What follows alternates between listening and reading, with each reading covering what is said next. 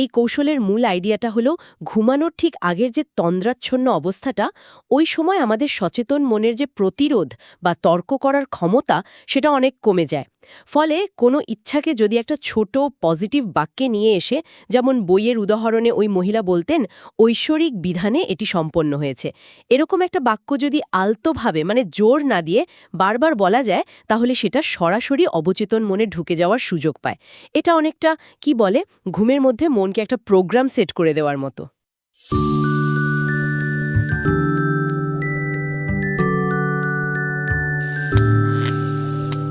স্বাগত।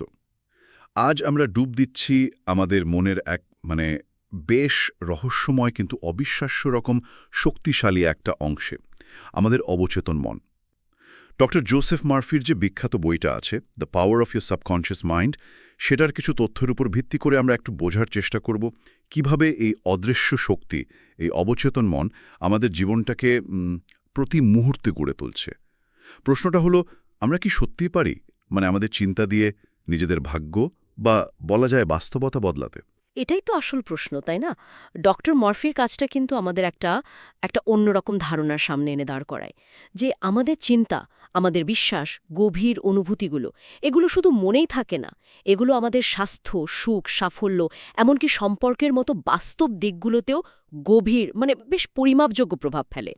তিনি তো এই মনের দ্বৈত প্রকৃতির কথা বলেছেন, সচেতন মন যেটা যুক্তি দেয়, বিচার করে, আর অবচেতন মন যেটা কেবলই গ্রহণ করে। আর এই অবচেতন মনের গ্রহণ করার ক্ষমতাটাই এর শক্তির আসল জায়গা, আসল চাবিকাঠি। তার মানে এটা শুধু কোনো অ্যাবস্ট্র্যাক্ট আইডিয়া নয়, এর প্র্যাকটিক্যাল দিকও আছে। আমাদের আজকের আলোচনার উদ্দেশ্য সেটাই, এই বিরাট শক্তির উৎসটাকে বোঝা আর এমন কিছু কৌশল জানা যা আমরা রোজকার জীবনে কাজে লাগাতে পারি। চলুন তাহলে গভীরে ঢোকা যাক। আচ্ছা, প্রথমে একটু পরিষ্কার করে নেওয়া যাক, এই অবচেতন মন জিনিসটা ঠিক কি। বইটাতে খুব সুন্দর একটা উপমা আছে, তাই না? মন যেন একটা বাগান, আর আমাদের সচেতন মন হলো সেই বাগানের মালি। আমরা সারাদিন ধরে যে চিন্তা বা ভাবনার বীজ বুনি, সেটা জেনে হোক বা না জেনে, অবচেতন মন সেটাই নেয়। সে কিন্তু বিচার করে না কোনটা ভালো বীজ, কোনটা খারাপ। একদম ঠিক। আর এই বিচার না করাটাই সবচেয়ে গুরুত্বপূর্ণ দিক। ডক্টর মার্ফি যেমন বলছেন, অবচেতন মন একেবারেই যুক্তিহীন, কিন্তু সাংঘাতিক শক্তিশালী। সে শুধু নির্দেশ ভাবুন তো, একটা জাহাজের ক্যাপ্টেন সচেতন মন নির্দেশ দিচ্ছে, আর ইঞ্জিন রুমের কর্মীরা অর্থাৎ অবচেতন মন সেটা অক্ষরে অক্ষরে পালন করছে। তারা কিন্তু জানে না জাহাজ কোথায় যাচ্ছে বা কেন যাচ্ছে। সম্মোহনের উদাহরণটা দেখুন না। কাউকে যদি সম্মোহিত করে বলা হয় সে নেপোলিয়ন, সে কিন্তু সত্যিই নেপোলিয়নের মতো আচরণ করতে শুরু করে দেয়। এর মানে কি দাঁড়ায়? হলো অবচেতন মনকে যা বিশ্বাস করানো যায় সেটাই সে বাস্তব করার জন্য উঠে পড়ে লাগে। তার মানে এই বিশ্বাস করানো ব্যাপারটাই আসল। বইটাতে একটা কথা আছে না, যে কোনো বস্তু বা পদ্ধতির ওপর বিশ্বাস নয়, বরং ব্যক্তির নিজের মনের ভেতরের বিশ্বাসটাই ফল দেয়। এটা শুনতে যতটা সহজ লাগছে, ততটা কি? হুম, বিষয়টা দেখতে সহজ মনে হলেও এর গভীরতা কিন্তু অনেক। যেমন ধরুন, ডক্টর মার্ফি নিজের জীবনের একটা অসাধারণ উদাহরণ দিয়েছেন। তিনি একবার ত্বকের একটা বেশ মারাত্মক রোগ, সার্কোমা এক ধরনের ক্যান্সার, সেটা থেকে সেরে উঠেছিলেন। কিভাবে? শুধুমাত্র অবচেতন মনের নিরাময় শক্তিকে ব্যবহার করে। তার বিশ্বাসটা ছিল খুব সরল কিন্তু গভীর, যে অসীম সৃজনী শক্তি বা বুদ্ধিমত্তা তার শরীর তৈরি করেছে, সেই একই শক্তি তার শরীরকে নিরাময় করতে পারে। তিনি প্রতিদিন বারবার এই বিশ্বাসটাকে মনে দৃঢ় করতেন। এখানে লক্ষ্য করার বিষয় হলো, বিশ্বাসটা কিন্তু কোনো বাইরের জিনিসের ওপর নয়, বরং শরীরের নিজের ভেতরের নিরাময় ক্ষমতার উপর। অবচেতন মন এই গভীর বিশ্বাসটাকেই নির্দেশ হিসেবে নিয়েছিল। বাহ! এই শক্তিকে যদি আমরা একটু সচেতনভাবে ব্যবহার করতে চাই, তাহলে উপায়টা কি? বইটাতে প্রার্থনার কথা বেশ জোর দিয়ে বলা হয়েছে, কিন্তু অনেকের কাছেই তো প্রার্থনা শুধু ধর্মীয় আচার অনুষ্ঠান, তাই না? হ্যাঁ, ঠিক। কিন্তু ডক্টর মার্ফি এখানে প্রার্থনা শব্দটাকে অনেক অনেক ব্যাপক অর্থে ব্যবহার করেছেন। এটা শুধু ধর্মীয় নিয়মকানুন নয়, বরং আমাদের আত্মার একটা আন্তরিক আকাঙ্ক্ষা। জীবনের ভালো জিনিসগুলোর জন্য, যেমন ধরুন শান্তি, স্বাস্থ্য, সম্প্রীতি, আনন্দ, এগুলোর প্রতি আমাদের যে গভীরতম তৃষ্ণা, সেটার প্রকাশই হলো প্রার্থনা। এটা হতে পারে মনে মনে ভাবা, হতে পারে কল্পনা করা, বা হয়তো একটা গভীর অনুভূতি। আসল কথা হলো এই আকাঙ্ক্ষা তখনই ফল দেয় যখন তার সাথে থাকে একদম দৃঢ় বিশ্বাস আর আর প্রাপ্তির অনুভূতি। অর্থাৎ মনে প্রাণে বিশ্বাস করতে হবে যে যা চাওয়া হচ্ছে সেটা সম্ভব এবং সেটা পাওয়ার যোগ্যতা আমার আছে। এই বিশ্বাসটাকে আরও মজবুত করার জন্য কিছু নির্দিষ্ট কৌশলের কথাও তো বলা আছে, যেমন ভিজুয়ালাইজেশন বা মানসিক ছবি তৈরির কৌশল। এটা কি শুধু দিনের বেলা স্বপ্ন দেখার মতো, নাকি আরও কিছু? অনেকটা ওরকমই, তবে আরও বেশি ফোকাসড আর মানে অনুভূতি দিয়ে ভরা। ভিজুয়ালাইজেশন মানে হলো কাঙ্ক্ষিত ফলাফলটাকে মনের চোখে একদম স্পষ্টভাবে দেখা, যেন সেটা এখনই ঘটছে বা ঘটে গেছে। শুধু দেখা নয় কিন্তু, সেই অবস্থায় পৌঁছালে ঠিক যেমন অনুভূতি হবে, সেই অনুভূতিটাকেও বর্তমানে অনুভব করা। ডক্টর মার্ফি নিজে যেমন কোনো লেকচারের আগে কল্পনা করতেন পুরো অডিটোরিয়াম ভর্তি সুস্থ, সখী, অনুপ্রাণিত মানুষ। তিনি শুধু ছবিটা দেখতেন না, সেই পরিবেশের যে পজিটিভ এনার্জি সেটা অনুভব করতেন। বইয়ের আরেকটা উদাহরণ মনে পড়ছে, একজন ভদ্রমহিলার বাড়ি বিক্রি হচ্ছিল না কিছুতেই। তিনি তখন কি করলেন, মনে মনে পুরো বাড়ি বিক্রির প্রক্রিয়াটা কল্পনা করতে শুরু করলেন। ক্রেতা এসেছেন, বাড়ি পছন্দ করছেন, সই করছেন, আর সবশেষে তিনি চেকটা হাতে নিচ্ছেন। তিনি শুধু এই ছবিটাই বারবার দেখেননি, চেকটা হাতে পাওয়ার পর যে আনন্দ, যে স্বস্তি হবে, সেটাও খুব তীব্রভাবে অনুভব করতেন। এবং ফলাফল খুব তাড়াতাড়ি তার বাড়িটা বিক্রি হয়ে যায়। বাহ, এটা তো দারুণ কৌশল। আরেকটা কৌশলের কথা মনে পড়ছে, নামটা বোধহয় ছিল বন্দুয়া কৌশল, যেখানে একটা ছোট ইচ্ছাকে বাক্যে এনে ঘুমাতে যাওয়ার ঠিক আগে বারবার বলা হয়। হ্যাঁ, ঠিক ধরেছেন। প্রফেসর বন্ধুয়ার নামে এই কৌশল। তিনি নসিস স্কুলের একজন সাইকোথেরাপির অধ্যাপক ছিলেন। এই কৌশলের মূল আইডিয়াটা হলো ঘুমানোর ঠিক আগের যে তন্দ্রাচ্ছন্ন অবস্থাটা, ওই সময় আমাদের সচেতন মনের যে প্রতিরোধ বা তর্ক করার ক্ষমতা, সেটা অনেক কমে যায়। ফলে কোনো ইচ্ছাকে যদি একটা ছোট পজিটিভ বাক্যে নিয়ে এসে, যেমন বইয়ের উদাহরণে ওই মহিলা বলতেন, ঐশ্বরিক বিধানে এটি সম্পন্ন হয়েছে, এরকম একটা বাক্য যদি আলতোভাবে মানে জোর না দিয়ে বারবার বলা যায়, তাহলে সেটা সরাসরি অবচেতন মনে ঢুকে যাওয়ার সুযোগ পায়। এটা অনেকটা কি বলে, ঘুমের মধ্যে মনকে একটা প্রোগ্রাম সেট করে দেওয়ার মতো। ঠিক, এই ড্রাউজি বা তন্দ্রাচ্ছন্ন অবস্থাটা আসলেই খুব গুরুত্বপূর্ণ মনে হচ্ছে, কারণ তখন লজিক্যাল মাইন্ডটা একটু একটু দুর্বল থাকে। আচ্ছা, এছাড়া তো নিদ্রা কৌশলের কথাও আছে, মানে ঘুমানোর আগে অবচেতন মনকে কোনো একটা নির্দিষ্ট সমস্যার সমাধান খুঁজতে নির্দেশ দেওয়া। এটা কি আসলেই কাজ করে? ইতিহাস আর বিজ্ঞান তো এর পক্ষে অনেক প্রমাণ দেয়। মানে অনেক বিজ্ঞানী, লেখক, শিল্পী তাদের গুরুত্বপূর্ণ আবিষ্কার বা সৃষ্টির আইডিয়া এভাবেই পেয়েছেন। যেমন ধরুন রসায়নবিদ কেকুলে, তিনি বেনজিনের আণবিক গঠন স্বপ্নে দেখেছিলেন, একটা সাপ নিজে লেজ কামড়ে ধরে গোল হয়ে ঘুরছে। বা ধরুন প্রফেসর লুই অ্যাগাসিস, বিখ্যাত প্রকৃতিবিদ, একটা জীবাশ্ম মাছের অস্পষ্ট ছাপ নিয়ে তিনি বহুদিন ধরে ভাবছিলেন, সমাধান পাচ্ছিলেন না। শেষে তিনি ব্যাপারটা অবচেতন মনের উপর ছেড়ে দেন। পরপর 2 রাত স্বপ্নে মাছটার নিখুঁত ছবি দেখেন, কিন্তু সকালে ভুলে যান। তৃতীয় রাতে তিনি ঘুমের মধ্যেই উঠে স্বপ্নে দেখা ছবিটা এঁকে ফেলেন। পরে সেই ছবি মিলিয়ে পাথরের খাঁজ থেকে মাছটার পূর্ণাঙ্গ জীবাশ্ম উদ্ধার করেন। অবিশ্বাস্য। হ্যাঁ, সুতরাং ঘুমানোর আগে সমস্যাটা স্পষ্টভাবে অবচেতন মনকে বুঝিয়ে দিয়ে আর সমাধানের একটা প্রত্যাশা নিয়ে ঘুমোতে গেলে অনেক সময়ই সকালে বা কয়েকদিনের মধ্যে অপ্রত্যাশিতভাবে উত্তরটা চলে আসে। এছাড়া পজিটিভ অ্যাফার্মেশন বা দৃঢ় উক্তি ব্যবহার করা, অথবা পাওয়ার আগেই ধন্যবাদ জানানো, মানে গ্র্যাটিটিউড টেকনিক, এগুলো অবচেতন মনকে প্রভাবিত করার খুব শক্তিশালী উপায়।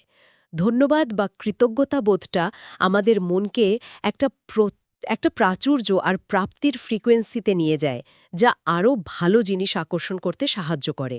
আমরা নিরাময়ের কথা বলছিলাম, ডক্টর মার্ফিন নিজের উদাহরণ দিয়ে শুরু করেছিলাম। তার মানে কি এই যে আমাদের শরীরকে সুস্থ রাখার ক্ষেত্রেও অবচেতন মনের ভূমিকা বিশাল, কিন্তু সাধারণ অসুখ-বিসুখে আমরা তো ডাক্তার আর ওষুধের উপরেই ভরসা করি। অবশ্যই আধুনিক চিকিৎসার সাহায্য তো নিতেই হবে। ডক্টর মার্ফি কখনই সেটাকে অস্বীকার করেননি। কিন্তু তিনি যেটা বলতে চেয়েছেন সেটা হলো নিরাময় প্রক্রিয়াতে আমাদের মানসিক অবস্থার একটা বিরাট ভূমিকা আছে। ভেবে দেখুন, অবচেতন মনই তো আমাদের শরীরের সমস্ত জরুরি কাজগুলো নিয়ন্ত্রণ করে। শ্বাস-প্রশ্বাস, রক্ত সঞ্চালন, হজম, নতুন কোষ তৈরি সবই। তার মানে শরীরের ব্লুপ্রিন্ট বা নকশাটা তারই হাতে। এই গভীর বুদ্ধিমত্তাটা জানে কিভাবে শরীরকে সারাতে হয়। কিন্তু ভয়, উদ্বেগ, রাগ, ঘৃণা বা ধরুন দীর্ঘস্থায়ী মানসিক চাপ, এই নেগেটিভ চিন্তার অনুভূতিগুলো এগুলো শরীরের স্বাভাবিক নিরাময় প্রক্রিয়াকে বাধা দেয়। এগুলো শরীরের ভেতরে এক ধরনের কনফ্লিক্ট তৈরি করে, যা সুস্থতার পথে বাধা হয়ে দাঁড়ায়। বইটাতে পডস ডিজিজ মানে মেরুদণ্ডের যক্ষা, সেই আক্রান্ত ছেলেটার উদাহরণ ছিল। সে তো প্রায় হাঁটা চলার ক্ষমতাই হারিয়ে ফেলেছিল। হ্যাঁ, ঠিক। ছেলেটি প্রতিদিন নিয়ম করে বেশ কয়েকবার মনে মনে এবং বলেও নিজেকে বলতো, আমি সম্পূর্ণ নিখুঁত, শক্তিশালী, প্রেমময়, সুরেলা এবং সুখী। সে কিন্তু শুধু শব্দগুলো বলতো না, ওই অবস্থার যে অনুভূতিটা সেটাও তৈরি করার চেষ্টা করত মনে। এটা ছিল তার দৃঢ় বিশ্বাস। আর এই মানসিক অভ্যাসের ফলে তার অবচেতন মন সাড়া দিয়েছিল এবং সে সম্পূর্ণ সুস্থ হয়ে স্বাভাবিক জীবনে ফিরে আসে। তবে এটা কিন্তু একদিনে হয়নি, ধৈর্য ধরে চেষ্টা চালিয়ে যেতে হয়েছে। তার মানে বিভিন্ন তীর্থস্থানে বা বিশেষ কোনো উপায়ে যেসব অলৌকিক নিরাময়ের কথা আমরা শুনি, তার পেছনেও কি এই বিশ্বাস আর অবচেতন মনের খেলা? ডক্টর মার্ফি মনে করেন বেশিরভাগ ক্ষেত্রেই তাই। তিনি যেমন অষ্টাদশ শতকের চিকিৎসক ফ্রান্স মেসমারের কথা বলেছেন, যিনি চুম্বক ব্যবহার করে পরে যাকে তিনি অ্যানিমাল ম্যাগনেটিজম বলতেন, সেই শক্তি দিয়ে বহু লোককে সারিয়ে তুলেছিলেন। যদিও তার থিওরি পরে ভুল প্রমাণিত হয়েছে, কিন্তু তার সাফল্য তো সত্যি ছিল। কারণটা কি? কারণ ছিল তার দেওয়া জোরালো সাজেশন বা পরামর্শ আর রোগীদের মনে তৈরি হওয়া গভীর বিশ্বাস আর প্রত্যাশা। এমনকি যদি বিশ্বাসটা ভুল তথ্যের ওপর ভিত্তি করেও তৈরি হয়, তাহলেও সেটা কাজ করতে পারে। যেমন বইয়ের সেই লোকটার কথা ভাবুন, যিনি গির্জা থেকে পাওয়া একটা সাধারণ কাঠের টুকরোকে যিশুর ক্রুশের অংশ ভেবেছিলেন, আর সেই বিশ্বাসে যক্ষ্মা থেকে সেরে উঠেছিলেন। পরে জানা গেল কাঠটা আসল ছিল না। কি আশ্চর্য! হ্যাঁ, কিন্তু তার অবচেতন মন তার বিশ্বাসটাকেই সত্যি বলে ধরে নিয়েছিল। আসল কথাটা হলো, নিরাময় শক্তিটা কাঠ বা চুম্বকে ছিল না, ছিল রোগীর নিজের মনে। মন যা গ্রহণ করে, শরীর সেটাই সাড়া দেয়। বিষয়টা সত্যিই ভাবার মতো। আচ্ছা, এবার আসা যাক সম্পদ আর সাফল্যের কথায়। আমাদের সাধারণ ধারণা তো হলো কঠোর পরিশ্রমী সাফল্যের চাবিকাঠি, কিন্তু বইটা বলছে এটাও নাকি মূলত মানসিক ব্যাপার। এটা শুনতে একটু একটু বেশি সহজ শোনায় না? এখানে একটা সূক্ষ্ম কিন্তু খুব জরুরি পার্থক্য বুঝতে হবে। বইটা কিন্তু কঠোর পরিশ্রমকে মোটেও অস্বীকার করছে না, কিন্তু বলছে শুধু পরিশ্রমই যথেষ্ট নয় যদি না আপনার মনের গভীরে, অবচেতন মনে, সম্পদ আর প্রাচুর্যের ধারণাটা ঠিকমতো বসে থাকে। অনেকে দেখবেন দারিদ্র্য বা অভাবের মানসিকতা নিয়ে সারা জীবন হাড়ভাঙা খাটুনিও খেটেও তেমন উন্নতি করতে পারে না। ডক্টর মার্ফি বলছেন, সম্পদ আসলে একটা মানসিক ধারণা। মুখে মুখে আমি ধনী হতে চাই বলার চেয়েও জরুরি হলো মনের মধ্যে ধনী হওয়ার অনুভূতিটা তৈরি করা, প্রাচুর্যের চেতনাটা তৈরি করা। বারবার একাগ্রতার সাথে সম্পদ, সাফল্য এই শব্দগুলো অনুভব করলে বা নিজেকে সফল অবস্থায় কল্পনা করলে তা ধীরে ধীরে অবচেতন মনে গেঁথে যায়। আর অবচেতন মন তখন এমন পরিস্থিতি, সুযোগ বা আইডিয়া তৈরি করতে সাহায্য করে যা সম্পদ অর্জনের পথে আপনাকে এগিয়ে নিয়ে যায়। তার মানে এখানেও সেই অনুভূতিটাই আসল। আমি যদি নিজেকে অভাবী বা দুর্ভাগা ভাবতেই থাকি, তাহলে সেটাই আমার বাস্তবতা হয়ে উঠবে। ঠিক তাই। অবচেতন মন অনেকটা উর্বর জমির মতো। আপনি যে বীজ বুনবেন সেই ফসলই তো পাবেন। অভাবের চিন্তা বুনলে অভাবই বাড়বে। প্রাচুর্যের চিন্তা বা অনুভূতি যদি মনে পুষে রাখেন, সেটাই জীবনে আসবে। এজন্যই ডক্টর মার্ফি ঈর্ষা বা অন্যের সম্পদকে নিন্দা করার ব্যাপারে খুব সাবধান করেছেন। কারণ যখন আপনি অন্যের সাফল্য বা সম্পদকে ঘৃণা করেন বা নিন্দা করেন, তখন আসলে আপনি সম্পদকেই দূরে ঠেলে দিচ্ছেন। আপনার অবচেতন মন মেসেজ পায় যে সম্পদ জিনিসটা ভালো নয়। সাফল্য পেতে হলে 3টে ধাপের কথা বলা হয়েছে। 1. খুঁজে বের করুন আপনি কোন কাজটা করতে সবচেয়ে বেশি ভালোবাসেন। 2. সেই কাজে স্পেশালাইজ করুন, দক্ষতা অর্জন করুন, সেরা হওয়ার চেষ্টা করুন। আর 3. নিশ্চিত করুন আপনার কাজ বা দক্ষতার দ্বারা শুধু আপনি নন, অন্যরাও উপকৃত হচ্ছেন, মানবতার কোনো না কোনো কল্যাণ হচ্ছে। এই 3টে ধাপ ফলো করে যদি আপনি সাফল্যের মানসিক ছবি বা অনুভূতি তৈরি করতে পারেন, তবে অবচেতন মন আপনাকে পথ দেখাবে। যেমন বইয়ের সেই ফার্মাসিস্টের গল্পটা, যিনি একটা ছোট্ট ওষুধের দোকানে কাজ করতেন, কিন্তু স্বপ্ন দেখতেন নিজের একটা বড় ফার্মেসি করার। তিনি শুধু স্বপ্নই দেখতেন না, দিনের শেষে চোখ বন্ধ করে কল্পনা করতেন তিনি তার নিজের দোকানে বসে আছেন, প্রেসক্রিপশন দেখছেন, কর্মচারীদের নির্দেশ দিচ্ছেন। এই মানসিক ছবিটা এতটাই স্পষ্ট আর অনুভূতি দিয়ে ভরা ছিল যে পরে সুযোগ আসতেই তিনি সত্যি নিজের ফার্মেসি খুলতে পেরেছিলেন। আচ্ছা, ভয়। ভয় জিনিসটা তো আমাদের অনেকেরই জীবনের একটা বড় সমস্যা। মঞ্চে ওঠার ভয়, পরীক্ষায় ফেল করার ভয়, অন্ধকারে ভয়, কত রকমের ভয়। এগুলো থেকেও কি এই একই পদ্ধতিতে মুক্তি পাওয়া সম্ভব? ভয় নিয়েও তো বিখ্যাত দার্শনিক এমারসনের একটা দারুণ কথা আছে, যেটা ডক্টর মার্ফি উল্লেখ করেছেন। যে কাজটি করতে ভয় পাও সেটাই করো, ভয়ের মৃত্যু নিশ্চিত। ভয় আসলে কি? এটা একটা নেগেটিভ চিন্তা, যেটা হয়তো কোনো পুরনো অভিজ্ঞতা বা শোনা কথা থেকে আমাদের অবচেতন মনে গেঁথে গেছে। বেশিরভাগ ভয়ই কিন্তু কাল্পনিক, তাই না? ভবিষ্যতের কোনো অমূলক আশঙ্কাকে ঘিরে তৈরি হয়। আর যেহেতু অবচেতন মন যুক্তির ধার ধারে না, তাই সেই কাল্পনিক ভয়কেও সত্যি বলে ধরে নেয়, আর সেই অনুযায়ী শারীরিক বা মানসিক রিয়াকশন তৈরি করে। তাহলে উপায় হলো যে বিষয়ে ভয়, সেই বিষয়েই একটা উল্টো পজিটিভ ছবি তৈরি করা।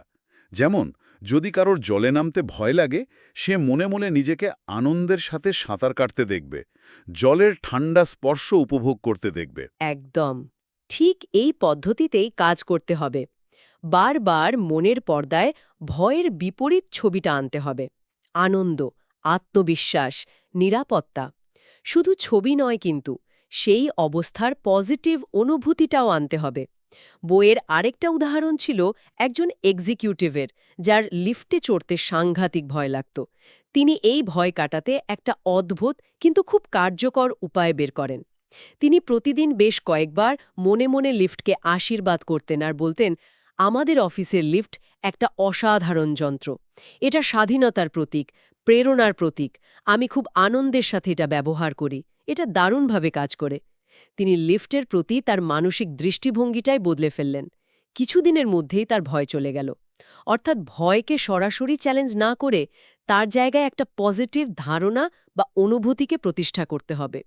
অবচেতন মন নতুন ধারণাটা গ্রহণ করলে পুরনো ভয়ের প্যাটার্নটা দুর্বল হয়ে পড়ে। সম্পর্ক মানে রিলেশনশিপ ভালো রাখার ক্ষেত্রেও কি অবচেতন মনের ভূমিকা আছে?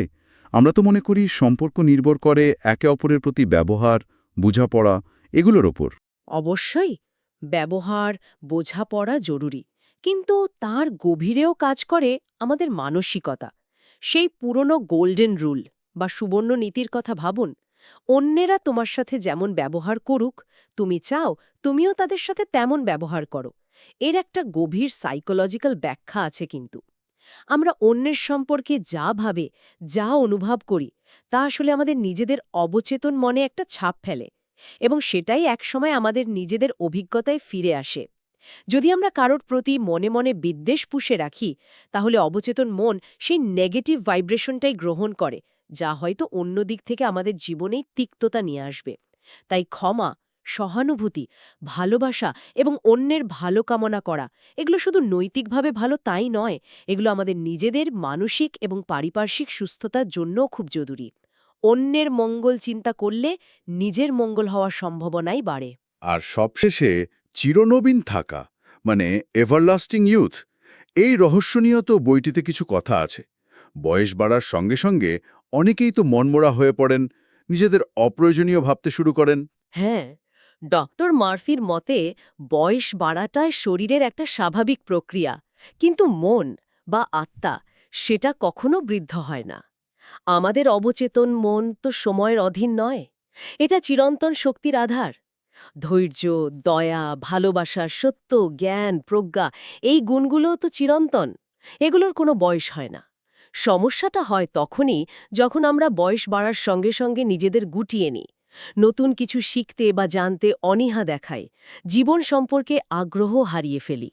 মনকে যদি সবসময় নতুন ধারণা, নতুন জ্ঞান, নতুন শখের জন্য খোলা রাখা যায়, জীবনকে যদি ভালোবাসা যায়, তাহলে আত্মিকভাবে স্পিরিচুয়ালি চিরনবীন থাকা সম্ভব। বার্ধক্যকে শেষ পরিণতি না ভেবে জীবনের অভিজ্ঞতা আর প্রজ্ঞা দিয়ে নতুন কিছু শুরু করার সুযোগ হিসেবে দেখা উচিত। অবসর জীবনের শেষ নয়, বরং জীবনের একটা নতুন অধ্যায় শুরু করার সুযোগ। বাহ, তাহলে পুরো আলোচনাটা যদি এক জায়গায় আনি, মূল কথাটা দাঁড়াচ্ছে আমাদের অবচেতন মন এক এক লুকানো গুপ্তধনের মতো, যার শক্তি অপরিসীম। আর এই শক্তির চাবিটা রয়েছে আমাদের নিজেদের হাতেই, আমাদের চিন্তা, আমাদের বিশ্বাস, আমাদের অনুভূতির মধ্যে। আমরা যা প্রতিনিয়ত ভাবছি, যা গভীরভাবে বিশ্বাস করছি, সেটাই ধীরে ধীরে আমাদের জীবনের বাস্তবতা হয়ে উঠছে। এবং সবচেয়ে আশার কথা হল, আমরা এই প্রক্রিয়াটাকে সচেতনভাবে নিয়ন্ত্রণ করতে পারি। সঠিক কৌশল ব্যবহার করে, যেমন ধরুন গঠনমূলক প্রার্থনা, স্পষ্ট মানসিক ছবি তৈরি, পজিটিভ কথার পুনরাবৃত্তি, কৃতজ্ঞতা প্রকাশ, এগুলোর মাধ্যমে আমরা এই শক্তিকে ব্যবহার করতে পারি নিরাময়ের জন্য, সাফল্য অর্জনের জন্য, সুন্দর সম্পর্ক তৈরি করতে এবং সার্বিকভাবে এক উন্নত জীবন লাভের জন্য। শেষ পর্যন্ত আমরাই আমাদের মনের বাগানের মালিক। কোন চিন্তার বীজ সেখানে বুনছি, কেমন পরিচর্যা করছি, তার ওপরে নির্ভর করছে আমাদের জীবনের ফলন। চমৎকার আলোচনা হলো আজ। এখানেই শেষ করছি তাহলে। তবে যাবার আগে একটা প্রশ্ন শ্রোতাদের জন্য রেখে যাই। ডক্টর মাফির কথা অনুযায়ী যদি আমাদের গভীরতম বিশ্বাসগুলোই আমাদের বাস্তবতাকে রূপ দেয়, তাহলে একটু ভেবে দেখুন তো, আজ নিজের কোনো একটি পুরনো সীমিত বিশ্বাসকে বদলে ফেলে আপনি আপনার জীবনের কোন ক্ষেত্রটিতে একটি অভাবনীয় পরিবর্তন আনতে পারেন? উত্তরটা কিন্তু আপনার ভেতরেই আছে।